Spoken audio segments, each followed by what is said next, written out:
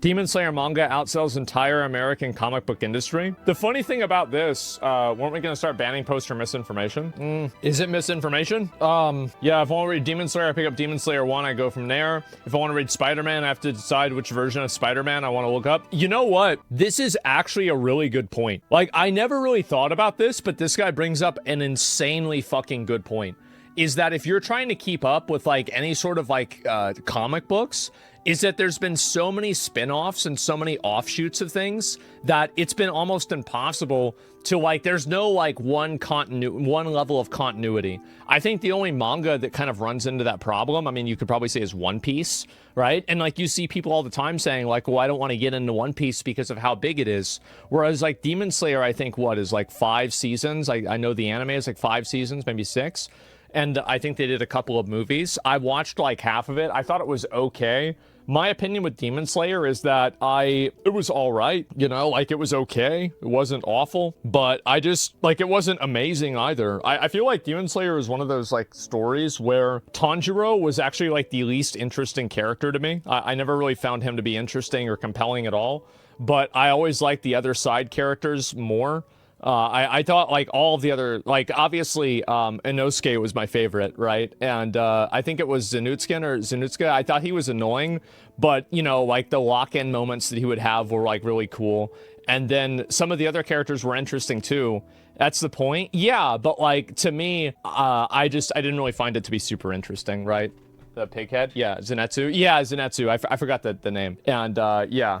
A Tengen. And yeah, I don't know, Entertainment District arc was peak. Yeah, I was watching halfway through that and then I stopped. It wasn't that it was boring or I didn't like it. I just like started looking at something else. I lose interest in stuff. But yeah, definitely there's better continuity in manga, and I think that's a big reason. It's probably the reason why not as many people maybe nowadays would get into Dragon Ball Z the same way that we did when we were kids, because like there's so much to it now. And also, yeah, obviously I think that there's more escapism in manga, and I think that's another big reason why it's happening. Also, like shonen, like, you know, Demon Slayer is a shonen. What is shonen? What's like what does that mean? It means it's made for boys. Like, they make manga for girls and for boys intentionally. And I think that's a good idea. That's smart to do, right? Young boys, right? Exactly.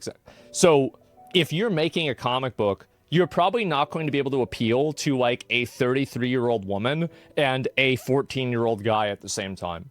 It's just probably not going to happen.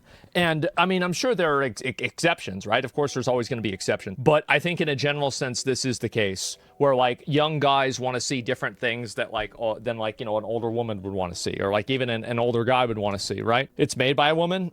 Well, yeah, it's made by a woman, but like, it's for guys, right? I mean, that's really it. So yeah, Shonen Jump has sold over 7 billion, more than Marvel and DC combined since inception.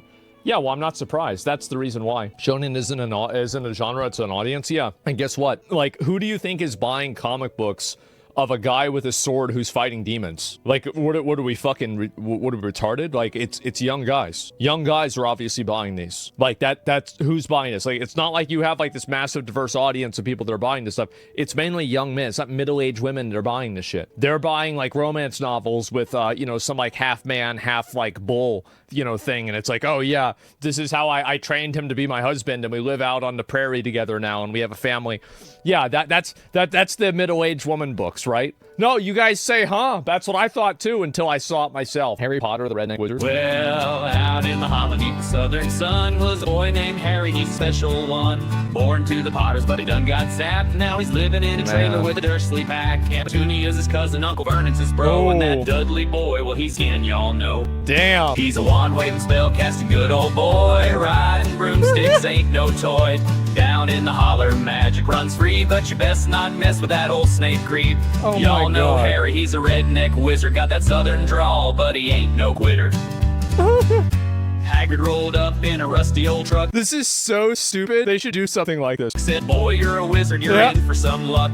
Took him to the Walmart. This is a great idea. And a pet possum named Hedwig goes so bon. How about that? Off to Hogwash where Dumbledore reigns, teaching the kids to use their brains. It's Uncle Phil. He's a wand-waving, spell-casting good old boy. Riding broomsticks ain't no toy. Down in the holler, magic runs free, but you best not mess with that old Snape creep. Y'all know Harry, he's a redneck wizard, got that southern drawl, but he ain't no quitter. Oh my god. There's a gal named Hermione, sharp as a knife, and Ron's her man, now she's carrying his child. Then there's Dobby, always running around at night, lost in the potion, struggling to do right. Snape's got his eye on Harry all day, but that creep better watch out, Harry, don't play.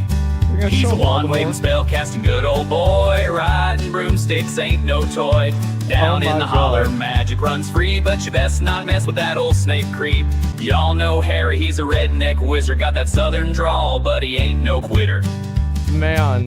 So raise your glass, let's give a cheer to that good old boy, Harry, far and near. He's a hero now, saved the whole darn town with his kin by his side and Snape backing down. He took on Voldemort and stood his ground. That redneck wizard, Harry, he's done us proud.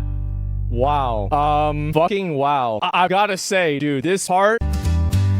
Hagrid rolled up in a rusty old truck, said, boy, you're a... That was the best fucking part, bro. And it's the dumbest part of the entire thing. It makes the least amount of sense. The wheels aren't moving. Nothing. I guess why would the wheels move? But still, it's so good. Yeah, it's so fucking funny. Yeah, boy, you're a wizard. Hogwarts will be at Walmart. Yeah, like, oh, I'm so used to like linking YouTube videos. I was gonna link you guys, but yeah, it's just a Reddit post. Wow. Play more. There's a Walmart part. Oh, I bet there is. Yeah, this is really fucking funny, man. Like, I think that there's definitely there's like a gap inside of like media for like really funny like redneck anime type stuff like this. And I don't know if anything other than wrestling is trying to make that happen. So yeah, there's a lot of those in the YouTube channel. Yeah, it's really fucking funny, man. And our Hermione and Ron relate